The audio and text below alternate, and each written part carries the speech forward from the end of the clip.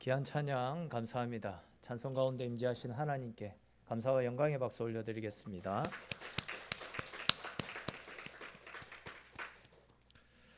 얼마 전에 나이키의 최대 라이벌은 무엇인가 라는 어떤 영상을 하나 봤습니다. 여러분, 나이키 스포츠 용품 중에서 최고의 브랜드인데 나이키의 최대 라이벌 제품은 무엇일 것 같습니까? 나이키가 자사 브랜드의 그 판매 실적이 지속적으로 떨어지는 원인을 분석하기 위해서 경쟁 업체의 실적을 조사해 보니까 최대 라이벌이라고 할 수 있는 그 아디다스를 비롯한 동종 업계의 모든 브랜드의 실적도 전부 하향세를 그리고 있더라는 겁니다. 그러니까 이제 다른 경쟁 업체들 때문에 나이키의 판매 실적이 떨어지는 것은 아니었다라는 거죠. 나이키가 분석한 나이키의 최대 라이벌은 다른 것이 아니라 스마트폰과 일본의 게임 회사 닌텐도였다라고 합니다. 그러니까 이제 사람들이 스마트폰을 하거나 게임을 한다고 밖에 나가서 활동을 하지 않는 겁니다. 밖으로 나가서 뛰어놀아야지 신발도 다를 것이고 또 옷도 헤어지고 할 것인데 나가 놀지를 않으니까 신발도 그대로고 옷도 그대로인 겁니다. 이 재미난 현상 아닙니까? 이와 관련해서 우리가 한 가지 생각해 보면 좋겠다 싶은 것이 있는데, 여러분, 그렇다면 우리 신앙생활을 함에 있어서 가장 큰 적은 무엇이다 라고 생각합니까? 내가 신앙생활함에 있어서 나에게 있어서 가장 큰 적은 무엇인 것 같습니까? 사탄의 권세이겠습니까? 즉 사탄이 우리를 가난하게 만들고 아프게 하고 실패하게 만드는 것, 그렇기 때문에 사탄이 우리의 최대 적인 것 같습니까? 물론 이런 부분들도 우리가 신앙생활을 하는 데 있어서 큰 걸림돌, 큰 적이다 말씀드릴 수 있을 것입니다. 근데 우리가 신앙생활함에 있어서 가장 큰 적은 다른 것이 아니라 이렇게 사단의 세력들이 우리를 넘어뜨리기 위해서 공격을 하고 있는데도 불구하고 여전히 하나님 바라보지 않고 여전히 하나님을 믿기 전처럼 세상을 의지하고 세상의 삶을 고집한 채 살아가는 우리 속에 있는 불신앙, 여전히 세상을 쫓아 살아가고 있는 우리의 나태함들이 신앙생활에 있어서 가장 큰 적이다 말씀드릴 수 있을 겁니다. 여러분, 내가 크리스천이 되었다라는 말은 단순히 주일에 다른 곳에 가지 않고 예배당에 나와서 예배드리고 교회를 섬기고 봉사하며 성도들과 친밀한 관계를 유지하고 있는 것, 그것만을 의미하는 것은 절대 아닙니다. 그러니까 내가 예수님 믿는 크리스천이 되었다라는 것은 내가 예수님을 따라 육신의 것들을 다 내려놓고 영적이고 신령한 것들을 사모하면서 예수님이 걸어가신 십자가의 길을 바라보며 그 길을 함께 걸어가는 것을 이야기한다 할 수 있습니다. 근데 안타깝게도 많은 성도들이 하나님으로부터 말미암는 하나님의 복을 사모하며 믿음으로 살아가는 것보다도 세상에서 얼마나 많은 복을 받아 누리고 있는지, 또 세상에서 얼마나 성공하고 출세했는지 거기에 더 많은 관심을 가지고 살아가고 있는 것이 우리의 현실이라 할 수 있습니다. 신앙생활 잘하고 또 교회를 잘 섬기는 우리 남편보다도 돈 잘 벌고 세상적으로 잘 나가는 옆집 남편을 더 부러워하며 살고 있습니다.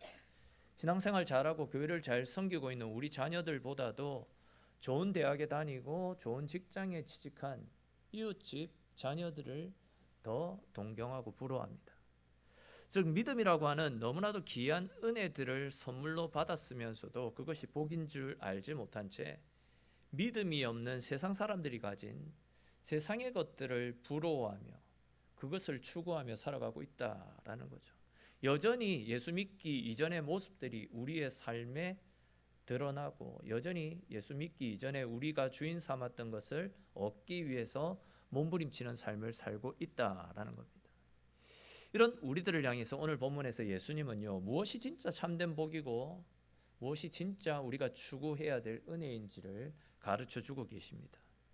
오늘 본문에 기록된 말씀들을 함께 살펴보는 가운데 말씀을 깨닫는 지혜와 하나님께서 나를 위해서 부어주시는 하나님의 특별한 은혜와 사랑을 새롭게 발견하는 귀하고 복된 시간 될 수 있기를 주님의 이름으로 축원합니다. 자, 오늘 본문은 예수님께서 그의 제자 중 한 사람이었던 레위라고도 불리는 세리마태를 부르시는 장면이 나타납니다. 잘 아시는 것처럼 당시 이스라엘은 로마의 지배를 받고 있었죠.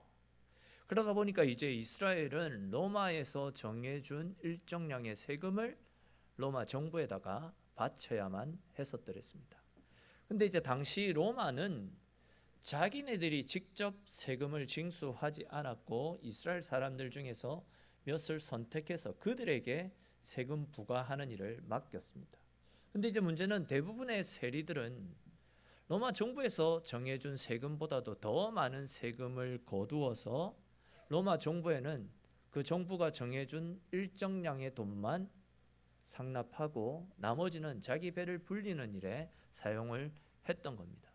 그러니까 예를 들어서 세금이 10,000원이면 백성들에게 20,000원을 받아서 10,000원만 로마에 바치고 10,000원은 자기들이 in my pocket 했다라는 겁니다.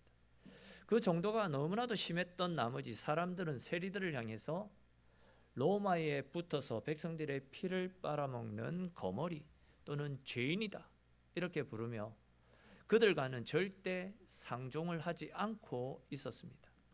당시 본문에 나타나는 마태 역시도 세리 일을 하면서 많은 부를 축적하고 있었고 그 덕에 남들보다도 여유로운 삶을 살고 있었습니다. 또 자신을 욕했던 사람들도 실제로는 자신이 가지고 있는 돈 때문에 머리를 숙이고 있는 실정이었습니다. 한마디로 마태는 당시 돈과 권력을 다 쥐고 있던 사람이었습니다. 근데 이제 문제는 마태가 돈과 권력을 가지고 사람들을 지락펴락하고 있는지 모르겠지만 그의 주변에는 가까운 친구도 없었고 마음을 터놓고 함께 할 수 있는 그런 사람이 아무도 없는 상황이었습니다. 항상 외롭고 소외된 삶을 살고 있었기 때문에 그의 마음에는 항상 공허함들로 가득 차고 있었다라는 겁니다. 다시 말해서 세상에서 성공과 출세를 이루기 위해서 앞만 보고 달려왔는데 그러던 사이에 그의 주변에 있는 모든 사람들이 그를 떠나간 상황이었습니다. 성공하고 출세하면 뭐 그런 것 주면 충분히 보상이 되어지고 얼마든지 행복하게 잘 살 수 있을 것이다 라고 생각했는데 행복은커녕 오히려 사람들로부터 비난과 손가락질을 받고 있었습니다. 자신의 삶이 비참하기 짝이 없었더랬습니다.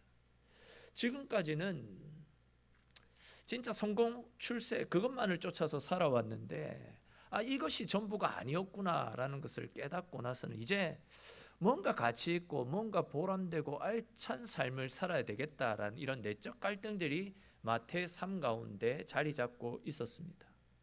그런데 어느 날 그에게 놀라운 일이 찾아왔습니다. 그것은 다른 것이 아니라 예수님이 그의 삶 가운데 찾아오신 사건입니다. 물론 마태 역시도 예수님에 대한 소문을 익히 들어서 잘 알고 있었습니다. 병든 자들을 고쳐주시고 죄인들을 가까이 하시고 소외된 자를 위로해 주시는 다른 랍비들과는 차원이 다른 예수님에 대한 소문을 익히 들어서 잘 알고 있었던 것이죠. 아마 너희는 먼 발치에서 예수님을 물끄러미 바라보면서 자기도 예수님을 만나서 예수님으로부터 자기의 문제를 상담받고 자신의 마음에 있는 그 공허함들을 해결하고 싶은 마음도 분명히 있었을 것입니다. 그런데 이제 자기 주제, 나 같은 죄인이 어떻게 저런 분을 만나서 저분으로부터 위로와 평안을 누릴 수 있을까? 이런 마음은 간절했을 것인데 감히 예수님께 다가서지 못하고 있는 상황이었습니다. 그런데 이제 어느 날 거짓말처럼 예수님께서 자기에게 찾아오시니 나를 따르라 라고 말씀하시며 자기를 부르고 계시는 겁니다. 오늘 본문 27절에 기록된 말씀 우리 같이 한번 읽어봅시다. 27절 말씀 같이 읽겠습니다.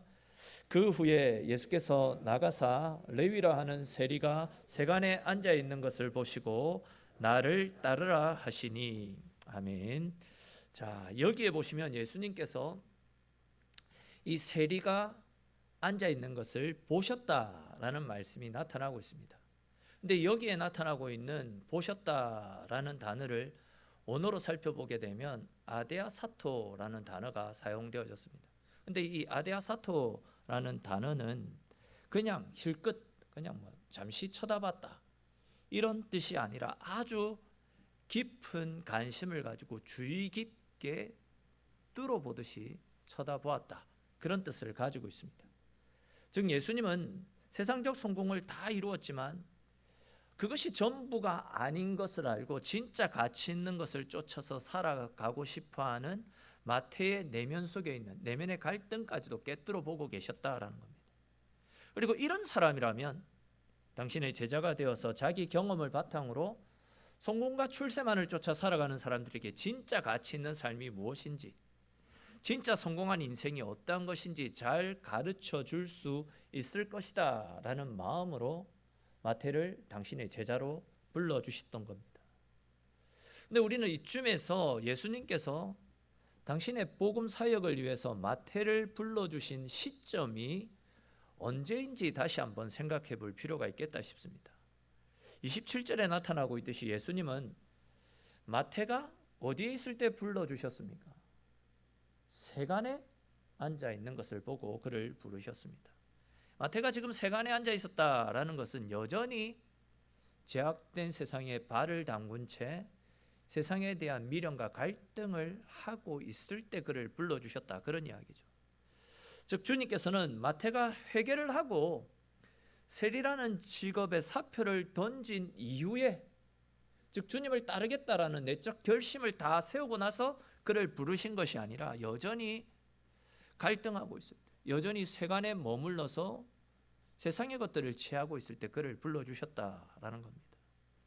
즉 예수님은 마태의 있는 모습 그대로를 받아주셨다라는 겁니다.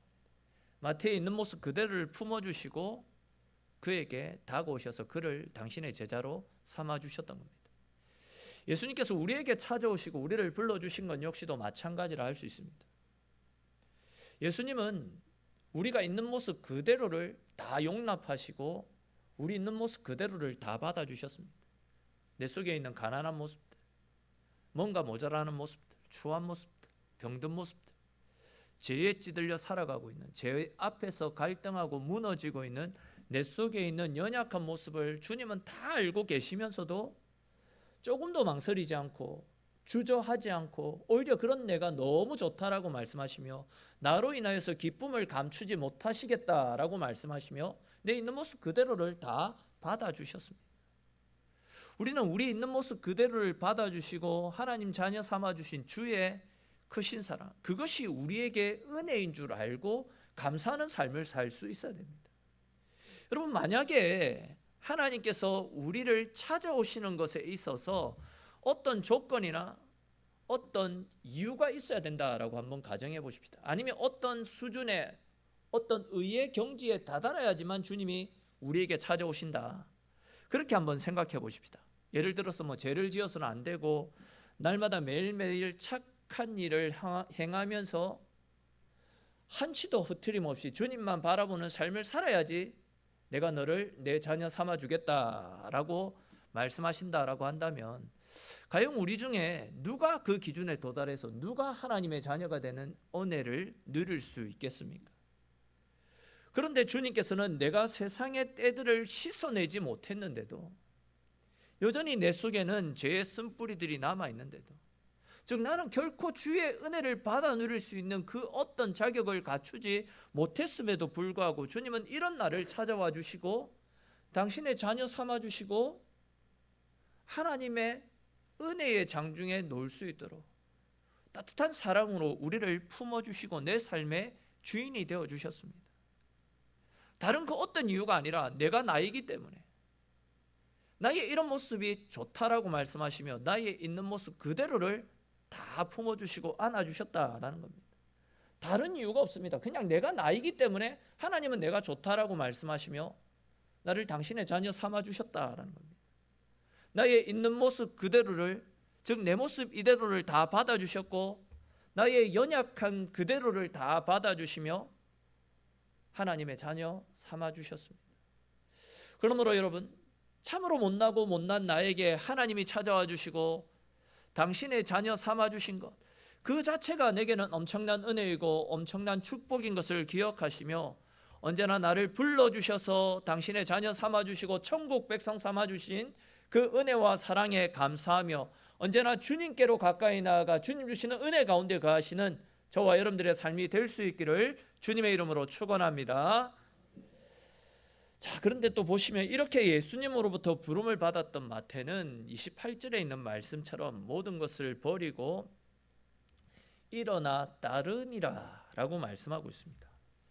근데 우리는 마태가 모든 것을 버려두고 예수님을 따랐다라는 이 말씀을 그냥 단순하게 그렇구나, 그럴 수 있지, 이렇게 받아들여서는 안 됩니다. 앞에서도 말씀을 드렸듯이 지금 마태는 부를, 권력을 다 누릴 수 있는 위치입니다. 이 수입이 굉장히 짭짤한 직업을 가지고 있습니다. 그리고 이 직업은 죽을 때까지 할 수 있는 평생 직장입니다. 더군다나 이 직업을 자기의 자녀들에게까지도 물려줄 수 있는 직업입니다. 잘만 하면 자손 대대로 떵떵거리며 살 수 있는 모든 조건들이 다 갖추고 있었던 사람이 이 마태였다라는 거죠. 그런데 이런 모든 풍요로운 조건을 다 갖추고 있는데 뭐가 아쉬워서 예수님을 따르겠습니까? 더군다나 예수님이 사람들로부터 추대받고 상당한 붐을 일으키고 있는 분이기는 했지만 그만큼 당시 권력층에게는 미운 털이 박힌지라 언제 목숨이 왔다 갔다 할지 모르는 그런 요주인물이 예수님입니다. 이런 분을 따르게 되면 자기 역시도, 마태 역시도 예수님과 더불어 언제 죽을지 모르는 그런 상황에 놓이지 않겠습니까?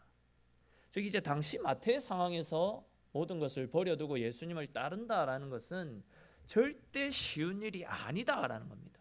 그러니까 누가 봐도 안정된 미래를 다 포기한 채 한 치 앞도 알 수 없는 험난한 길을 걷는다. 어리석고 미련한 짓이다 할 수 있습니다.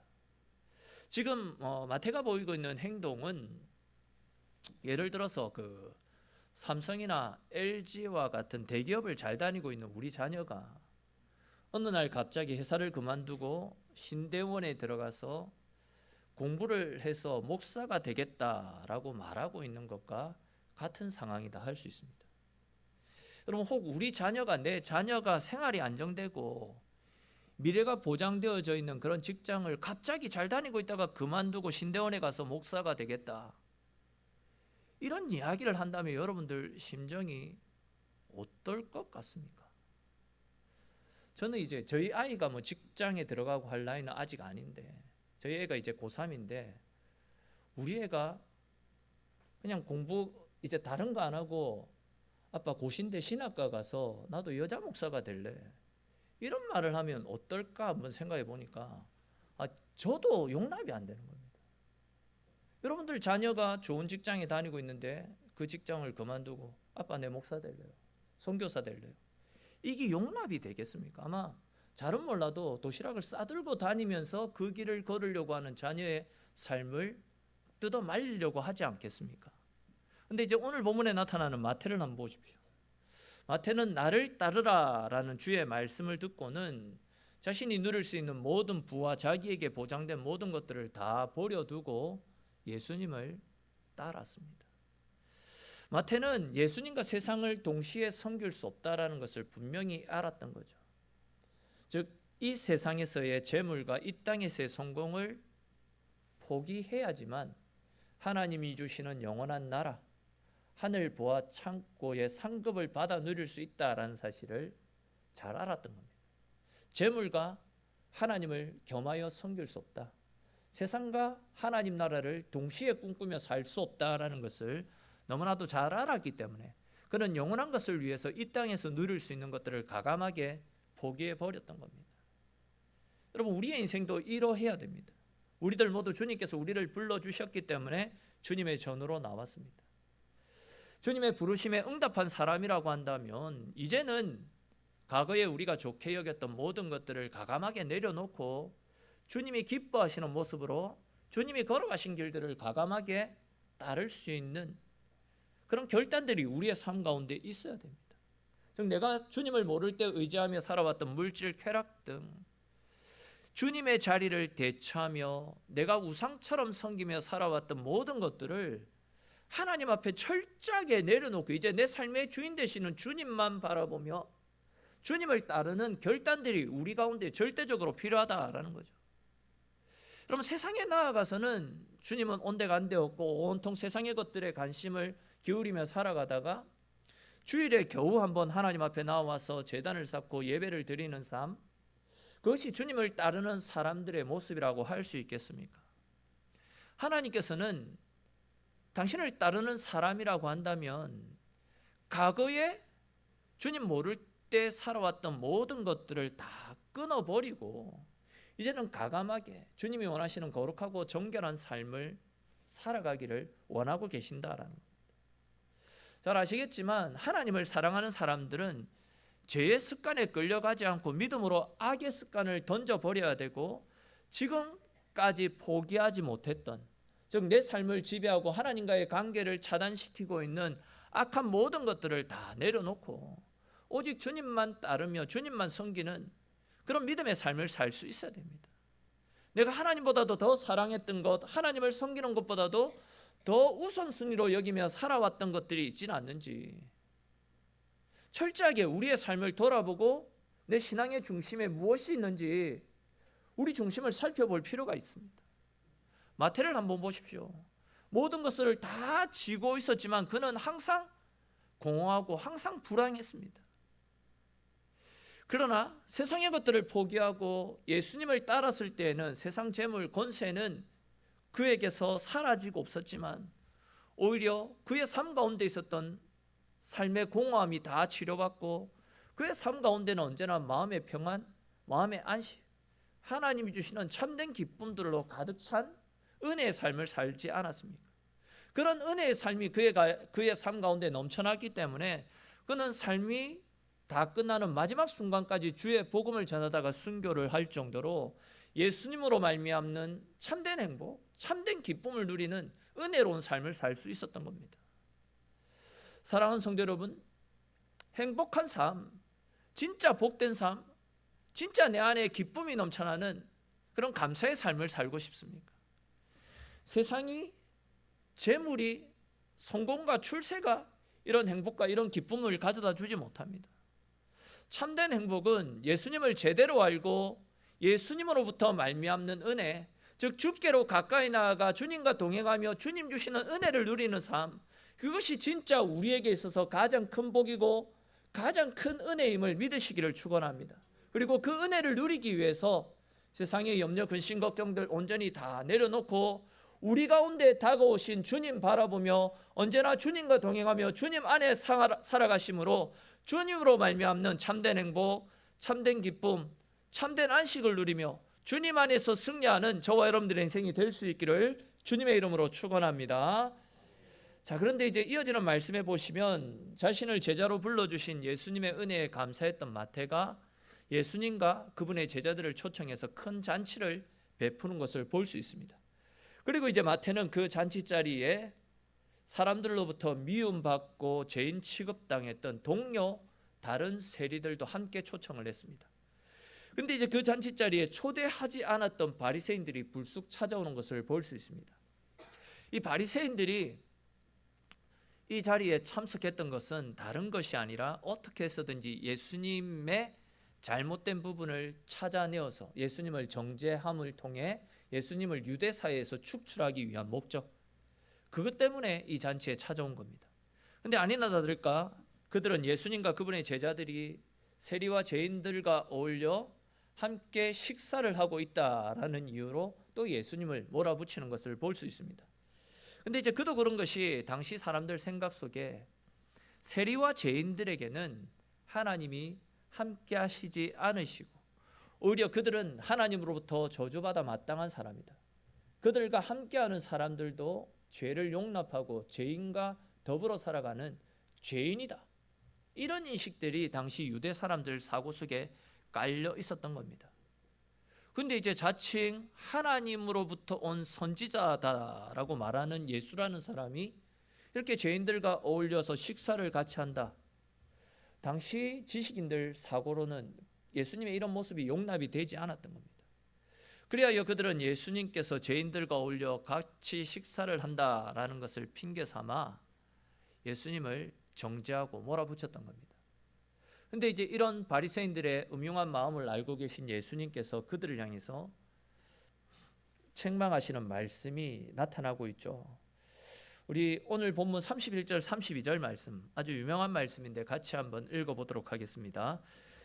예수께서 대답하여 이르시되 건강한 자에게는 의사가 쓸데없고 병든 자에게라야 쓸데있나니 내가 의인을 부르러 온 것이 아니요 죄인을 불러 회개시키러 왔노라. 아멘. 자, 이 말씀에서도 알 수 있듯이 병원은 병든 사람만 찾아가는 곳이죠. 또 의사 역시도 병든 사람을 위해서 존재합니다. 사실 우리 인간들이 하나님께서 원하시는 대로 믿음의 삶을 살아가고 있었다라고 한다면 하나님께서 이 땅 가운데 찾아오실 이유가 없었습니다. 그러나 우리 인간들의 모습은 어떻습니까? 수시로 하나님을 떠나서 죄악된 삶을 살아가고 있습니다. 이런 우리의 모습을 그대로 방치했다가는 우리의 죄로 말미암아 결국 사망, 멸망 가운데 이르게 될 것이 우리의 모습이다라고 할 수 있습니다. 즉 우리의 영혼이 하나님을 떠나서 병들어 죽어가고 있기 때문에 그런 우리를 죄와 사망으로부터 구원해 주시기 위해서 영혼의 의사 되시는 예수님께서 우리 가운데 찾아오신 겁니다. 그런데 어떤 분들은 교회 다니는 사람들이 깨끗하지 못하다 많은 비난을 합니다. 교회는 순 죄인들만 우글거린다. 그렇게 비난합니다. 근데 어쩌면 그건 당연한 일입니다. 어쩌면 그건 성경적인 일이다 할 수 있습니다. 왜 그렇습니까? 오늘 말씀에서도 알 수 있듯이 교회는 성자의 공동체가 아니라 연약한 사람들이 모이는 병원이기 때문입니다. 병원이기 때문에 치료받아야 될 환자들이 많은 것은 당연하다 할 수 있습니다. 여러분, 병원에 있는 사람들이 살 수 있는 길은 자신의 병을, 자신이 아픈 곳을 의사에게 솔직하게 이야기해서 의사가 내려주는 처방을 따라서 자기 병을 고쳐야지만 치료받고 살 수 있는 것 아니겠습니까? 지금 마태를 비롯한 세리와 죄인들은 영혼의 치료자 되시는 예수님께 나와서 자기들의 죄를 다 고백합니다. 우리 같은 죄인들도 용서받을 수 있겠습니까? 그러자 예수님께서 그들의 아픔들을, 그들 속에 있는 죄의 시커먼 질병들을 다 치료해 주셨습니다. 근데 오늘 본문에 나타나는 바리새인들은 어떻습니까? 나는 죄가 없다, 나는 의인이다, 나는 아픈 곳이 없는 사람이다 라고 착각하고 있습니다. 하나님 보실 때 그들 역시도 죄인이고 치료를 받아야 될 병자인데도 불구하고 안 아픈 척 자기 병을 숨기고 나는 아무 문제 없다라고 예수님을 상대하고 있습니다. 병원에 왔으면 병을 드러내는 것이, 의사를 만났으면 솔직하게 이야기해야지 다 고침을 받을 수 있는데 아무 문제 없다라고 하고 있죠. 이런 바리새인들을 향해서 예수님은 너희들의 몸은 병이 들어 죽어가고 있는데도 문제 없다, 아무것도 문제 없는 척 그렇게 하고 있으니까 내가 너희에게 해줄 것이 없다라고 이야기하고 있습니다. 내가 없이도 너희들은 얼마든지 건강하게 잘 살고 있는데 내가 무슨 필요하냐.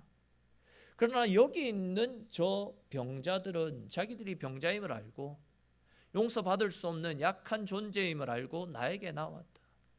그렇기 때문에 내가 그들의 아픔을, 그들의 연약함들을 다 고쳐줄 것이다. 내가 이 땅에 온 목적이 연약한 사람들을 치료하고 고치고 하나님 백성 삼아주시기 위해서, 건강하지 못한 병든 육신을, 병든 영혼을 치료하여서 하나님 나라에 들어갈 수 있는 건강한 영혼으로 바꾸어 가기 위해서 이 땅에 온 것이다 라고 주님 분명히 말씀하고 있습니다.